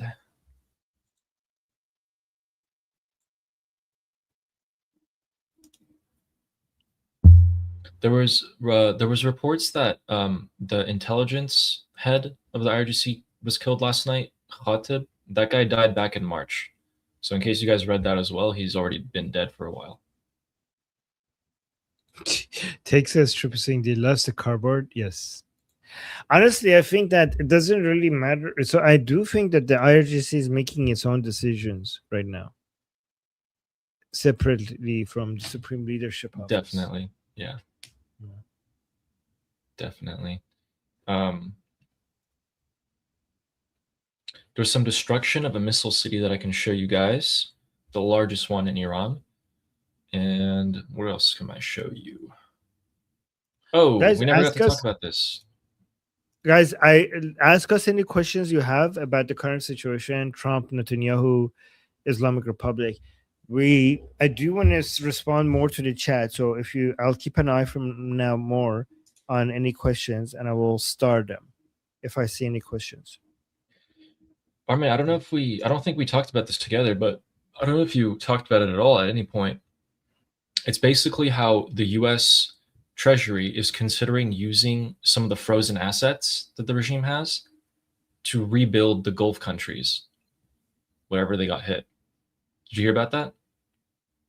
Ooh, no, I did not. Yeah, okay. So Scott Bessent is considering this, guys, He ordered the assessment of reconstruction costs. He's basically talking with the Persian Gulf Arab countries, and he's seeing how much damage did they take from the regime. And he's saying we might use the regime's frozen assets to pay for it. So what this does, here's what this does. Armin, wouldn't the regime supporters be like, wait, so you're telling us that we're hitting our neighbors, Bahrain and Kuwait, and then we have to pay for it? That's what's happening, right? If this actually happens, that's what's going to happen. The regime supporters are going to be like, what do you mean we're hitting Bahrain and Kuwait, and then we have to pay for it? I mean, they wouldn't be paying for it. It's the Iranian people who have been paying for it. But that's what they'll think.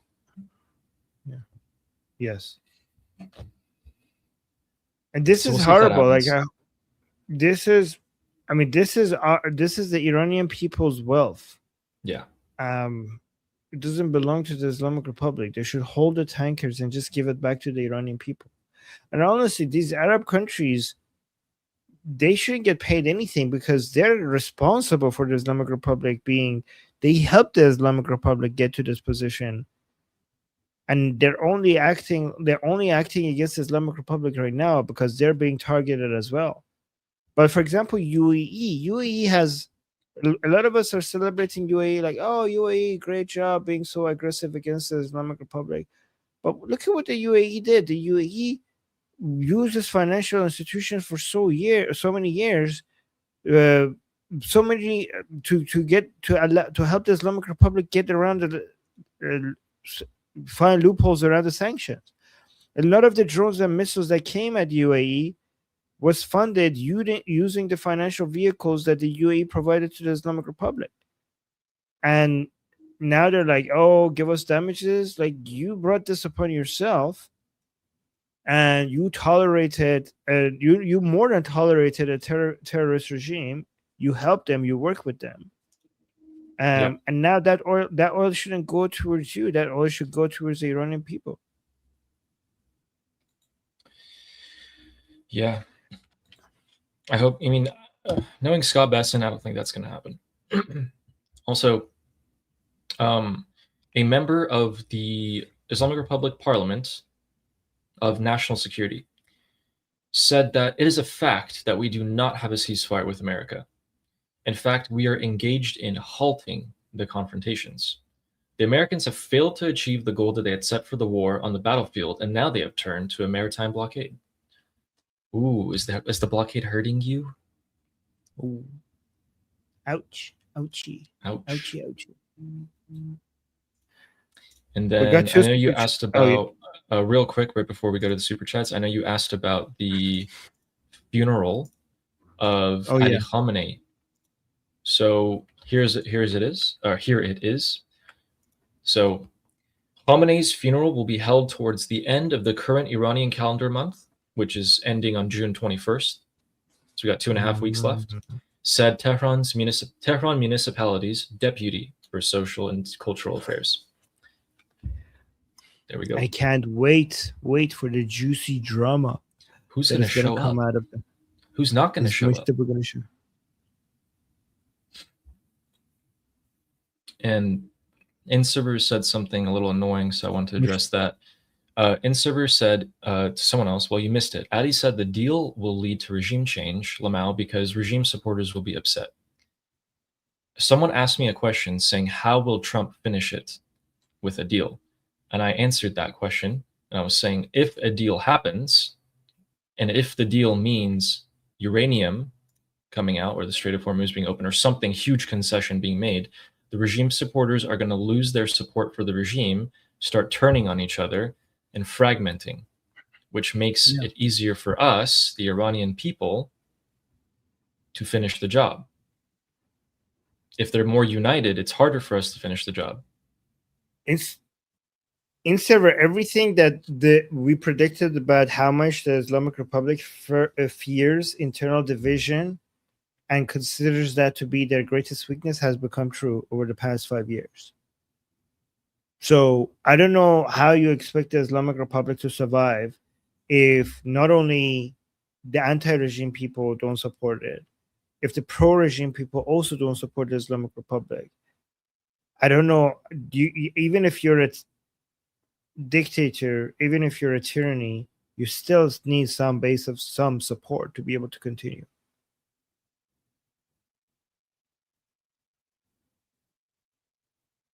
You're muted. Also, guys, you might not be watching a lot of other analysts from the US talking about this, but we do. And they are just not as good. They just do not know as much as we do. They do not understand the level that we understand.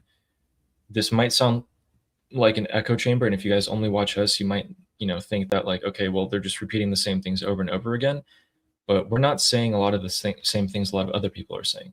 A lot of other people are just saying what they think from just an American perspective or just an Israeli perspective or just this and that. And we take everything into consideration. And with all of that, we give you guys our opinions. Somebody had a really good suggestion. We should look at this. So I'm saying do a poll on what Trump should be doing. That's a good poll to have. We could say, the option should be like do military operations now, continue with the ceasefire, and let the blockade do its job, right? What are the other options? And we'll go through the super chats and then do the poll, and then answer the other questions that people ask in the chat. But what are the other options? Military operations now. You could let Israel finish the job, or you could keep pursuing just the deal. What should President Trump be doing? And then with the Islamic Republic. Let me answer a couple more people. So InServer was saying, so we're walking back to needing foreign support to revolt. You said that this is a prerequisite for revolution. I've never said that in my life. I've said from the beginning that the Iranian people are going to finish the job with or without support from the United States, but the United States and Israel helping will make it a lot easier. We don't need them. We've been alone this entire time. We've gotten help, which I'm super grateful for the past 4 months. And I'm really grateful for that. But we've been alone for 47 years. We were always going to have to do this on our own. And if you're asking, you saw what happened in January, do you have any other solution? You know just as well as I do. We're saying the same, me and you are saying and wanting the same thing. I know what happened in January. I know that we have no other option. We've tried everything we can. Coming out in the streets and being massacred like that, yeah, I saw that. That's why we need help to get rid of those people. If we don't get help to get rid of those people, the Iranian people are not only going to suffer from economic shortages for the next few years, but be slaughtered in continuation. So without help, that's our future. and we're still going to have to do it alone. That's why I want help. I want help. I don't say that we need it to succeed. We can do it, but we want it. Anyway, enough of that. Oh, this is a funny one. Susanna, which, thank you, bless your heart, was saying, do either of you know Secular Jihadist? Because he is showing your love on his channel, or live on his channel. Yeah, that's my Bless your heart. channel. I have to thank you. I need to rename that channel to something liberty politics related. Yes, but thank you for reporting that to us. It's good that you're seeing it, so it shows that it's getting somewhere. Yeah. Let's see how many people are watching there. But thank you so much for looking at. Is anybody? Oh yeah, 25 people are watching over there. That's fantastic. Thank you for telling us. Yeah. 5 stars. I'm not taking it personally. I'm saying like me and InServer, or like many of the people who might criticize what we say, want the same thing. We're still on the same side. Just because we have disagreements over the method doesn't mean that like we have to fight over it. So Ali, we should do the poll, and Let's then do after the poll, let's respond to the super chats and maybe some of the questions. Okay. Oh yeah. So here are the options that I have. Let me know in the chat if this is a good poll. I said, what should President Trump be doing with the Islamic Republic now? So option 1, go back to war now. Option 2, continue the ceasefire and the blockade. Option 3, do a surrender deal. And option 4, I put it in there just to cover everything, do a peace deal. Okay, so go back to war, continue the ceasefire and the blockade, do a surrender deal, do a peace deal. Is that a good list of options for me to put in the...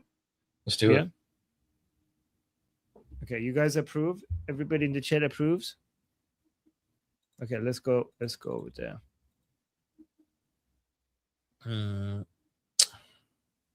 Widgets, new poll. I'm actually very curious to see what people think. And guys, we could only add 4 options. That's why if you're giving me a suggestions for option 5, I cannot add option 5. Oh wait, guys, don't vote yet. I haven't added the poll yet. And by the way, I'm happy to say that apparently StreamYard has made it so that you can't vote twice. It's not going to count. So it knows which user voted. So it's not working. If you want to, it's not going to work if you vote multiple times. All right. So start. Go ahead. Hey, no 5s, Flush Interloper. Yes. So here is the question. What should President Trump be doing with the Islamic Republic now? So put a 1 in the chat for go back to war now. And put a 2 in the chat for saying continue the ceasefire and the blockade. Or it's not showing the rest of it, but the blockade. Do option number 3 is do a surrender deal. And option number 4 is do a peace deal. So we're not going to see the results until... Oh, we do see the results. Me and Ali are not seeing it, but on YouTube it's showing it. Okay. Oh, let's see. While you guys are voting, let's go ahead and clear up the misconception about Ahmad Vahidi. Yeah, don't highlight any comments because the poll will go away. So just do that. Yeah. Okay. So a couple of you, like Michael McCullough and Lior, was asking about Vahidi. Lior. It's Lior. Lior. Asking about Vahidi, and he is still alive. There's no confirmation that he's dead. But people were, for clickbait reasons, posting that he was dead.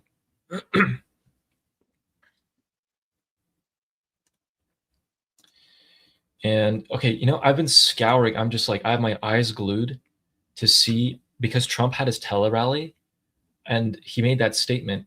And so far, like Channel 12 of Israel is saying the same thing. A couple other people are saying the same thing. But I want the clip. I want to see him say it. I want him to see him say that We will have total victory in 2 weeks over Iran. I want to see him say it.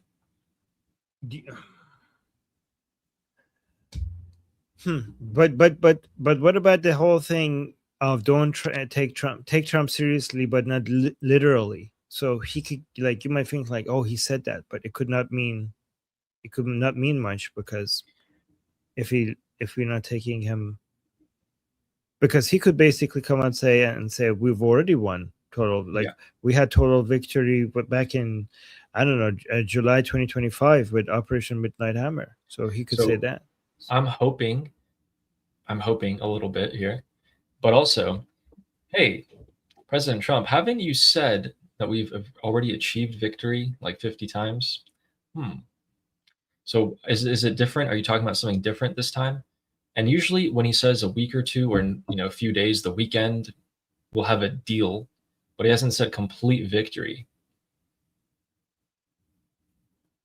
So, yeah. Somebody's saying poll not on YouTube. Guys, the poll is, you have to just put a 1. So the options are, so the question is, what should President Trump be doing with the Islamic Republic now? If you just put a 1 in the chat, it will count your vote as go back to war now. If you put a 2 in the chat, you can see it on the screen. If you put a 2 in the chat, it will count your vote as continue the ceasefire and the blockade.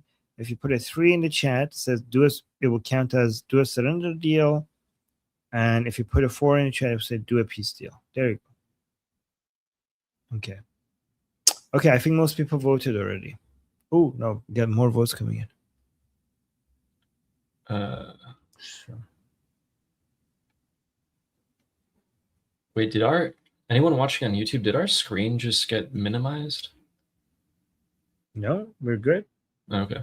It's just a glitch on my end. Yeah. Cool.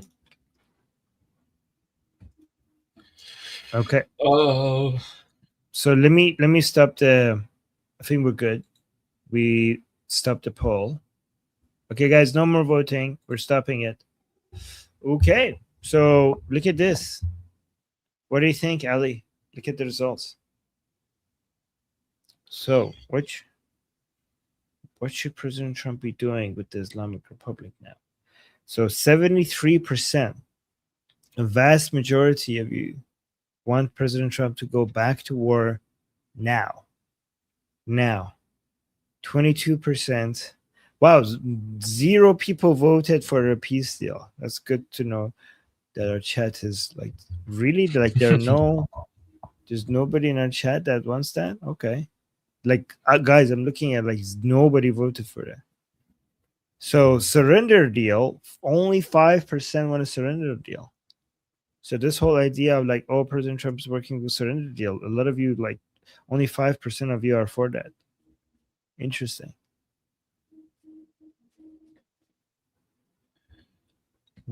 Any thoughts on this result, Ali? See, here's what I'm caught up about. Okay, you guys want to know my thoughts? Okay, here's what I'm torn between. I'm torn between 2 things. One, I'm torn between continuing the ceasefire and economically strangling them for a little bit longer, or attacking them right now and just finishing it as soon as possible. And the reason why I'm torn between these 2 options is because I want to know that we are guaranteed to kill everyone that we need to kill in the IRGC. And that if that happens, it's enough for the people to come out and finish the job. So if it takes another month of economically starving these guys, and if that's what it takes for the regime to finally go, and that's a guarantee, I will wait a month. If we can do it right now, just do it right now. All right. I need to go soon for my Persian show. Yeah. We need to respond to the super chat. Let's do it. All right. So we got our first super chat from Wyatt here, which, thank you. Says, in 47 years, this is the first time that the Islamic Republic seems destined to fall. People need to stop getting blackpilled over every minor setback. Despair spreads through a movement like cancer. Be hopeful. So wise. That's a really good. Thank you, Wyatt, and thank you. That's really good advice. We appreciate that. Yeah, thank you. He always gives us like really good, like philosophical mindset statements to think about. So from what I could tell, Wyatt's someone who cares about how people feel, or at least how we feel. He has a big heart. Probably has a big heart. And the next super chat is from Sarato, who says, "Bepish, guys, bepish, Javid Shah." Bepish, Javid Shah. Sarato, you have to visit Iran. I can't imagine when Iran is free and people are like having their drinks up and then like cheering together, saying Javid Shah and like cheering. Yeah. And then, like, except for us, it's like water. Yeah, except you and me. Mine will be tea. But yeah, we're boring people. Yeah, I'm so boring. I don't even drink tea. Oh no. Wow. Anyway, I didn't say that. But anyway, we have a super chat from Sarah Ocean, who says, "The funeral of Ali Khamenei is in 2 weeks. Trump said victory in 2 weeks." Ooh. This is why we have people in the chat to remind us of things. Wow. Thanks, Sarah. Thank you, Sarah. That's a good point. Please. It has to be true. Come on, Trump.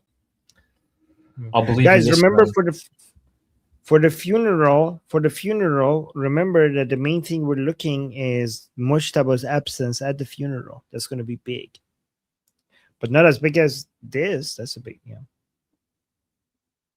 And remember, we don't think that they're going to bomb the funeral. Maybe they'll target the people on the way to the funeral, on the way back from the funeral, tracking them where they come and go. But the funeral itself, I don't know about that. That's how they got Larry. Yeah, not the funeral stuff, but that's how they tracked and killed Larry Johnny, apparently. So yeah. Good. And the next and final super chat of the day by Sketch Art Therapy, who says, "Trump is seeking a deal, which means a bipartisan support for strikes." Is that what you think? When he talks about deal, is that what you mean he's talking about? I mean, we're never gonna have bipartisan support for the strikes. So I'm not getting what he's saying. Do you get, guys? Do you guys help us out? Do you guys get what that would be tough? Would be very tough. Bipartisan. How could you get support for strike on Islamic Republic by the allies of the Islamic Republic? Well, maybe if their bank accounts are being targeted, that'll be pretty quick.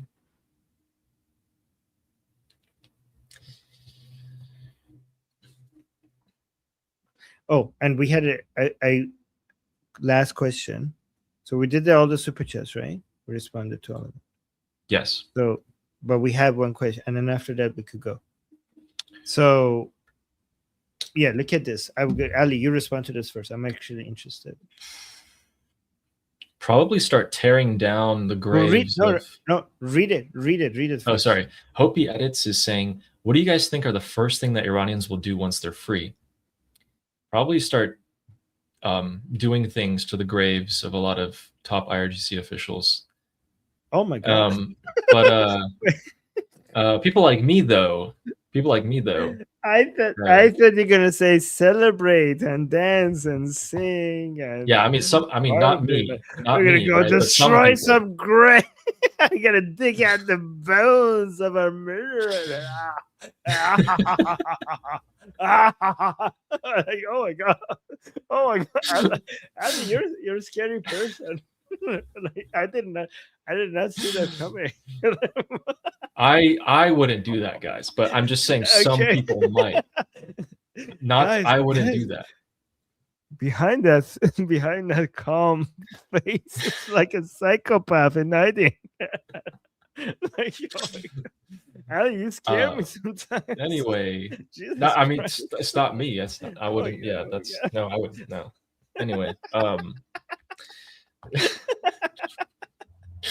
but yeah, some people would do that. I think, and yeah, I personally would be going to Iran. I think a lot of Iranians are going to be going to Iran, but there's going to be a lot of parties everywhere. Like every family is going to hold so many parties and celebrate for like weeks. And then we'll have like the anniversary. We can have like a month anniversary, 6 months, like a year. But no, I would never wear all black and at like 2 a.m. show up at a graveyard and no. I'm still dealing with the shock of you, the first of that. My God. My God. You know, like thinking about it, like I was like, well, Iran is free. I'm thinking like people coming out, music, dancing, celebration, drinking, partying, and everything. Like we're gonna dance like all the 47 years of chain. We have to dance for all the times that we missed, that we didn't get to party and dance like this for the past 47 years. Like, we're gonna go to their graves and we're gonna dig out their bones and we're gonna like, oh my God. We're gonna drink from their skulls. Oh my God. I gotta go. Oh my God. Anyway. Okay. Yeah, no, I would be celebrating. Yeah, Ali wouldn't do that, but that's just the first thing that came to his mind. I was just thinking like, you know, some people. I'm just throwing out ideas because I'm just like, I'm not saying we should do that. That's just like thinking. Right. You know, people might buy a lot of toilet paper. Might find some of the Basiji family members' houses. Oh, okay. We went from we guys. It's much like, nicer. We escalated right? Yeah. and we de-escalated really quickly. That's went from drinking from their skulls to just throwing toilet paper at their houses. Oh my God! Like, okay, Ali, you're trying to. It's too late. It's too late. Okay, we now already know the dark thoughts. I'm just saying, if you guys see me upload a video a few months from now, and you know the title something like "I broke into an IRGC graveyard to pay my respects," then yeah, okay. You know, I'll go to the store, buy a ton of bacon, and just right on top. Yeah, okay.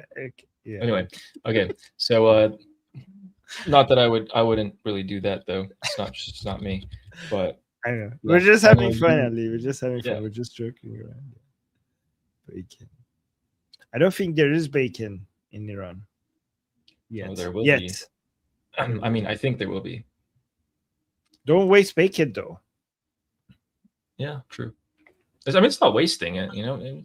It's like subjective. It's relative.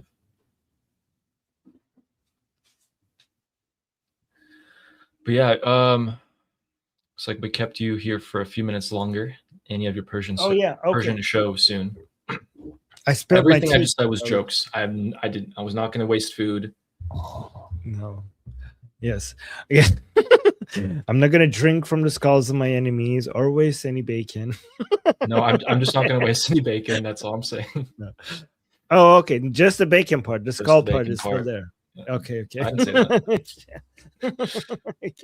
Yeah. Oh wow. Okay. All right. Okay, guys. Thanks for showing up. Interesting. Yeah. Thank you for showing up, and thank you for being here with us. It's always fun hanging out with you guys. Yeah. Armin spilled the tea. I literally just did. I did. It's on my chair now. Okay. Guys, I'm going to go do the Persian show. Ali, what are you doing for the rest of the day? Do you have I always listen to Armin's Persian show. And someone is actually asking, oh, thank you for the heart, Lior. And Ricky was asking, can we have a link to the Persian channel? Oh, yeah. Yes. It's actually very sweet when people come there and support us. I'll put the link in the chat. Oh my God, Lior knows everything about me. Lior. Ooh. Lior, are you Israeli or French, by the way? Also, Obviously, Israeli, given that she's using her Jewish magic to yeah. see into your mind, and she could be both. Which was Okay. yesterday, actually. I went to the gym, and then right as I finished my workout, and I like pulled out my phone, and it was like Tehran explosions from Tehran, Karaj, Isfahan, Tabriz, everywhere. I'm like, oh my god! And I started driving back home immediately. While I'm driving, I'm like, StreamYard, set up the title of the stream, like time and everything updated. Yeah. No. Okay. All right, guys. I gotta go. So same time tomorrow. Don't forget, guys. Put the notification on. Okay. Put the notification on so that when we go live, you get notified that we're live. Okay. And yeah, till next time, same time tomorrow. I'm Israel Chai. Slava Ukrainian. Slava Ukrainian. Cuba Libre. Cuba Libre. Long live America. Long live America. Javid Shah. Javid Shah. Payende Iran. See you guys same time tomorrow. Bye, guys.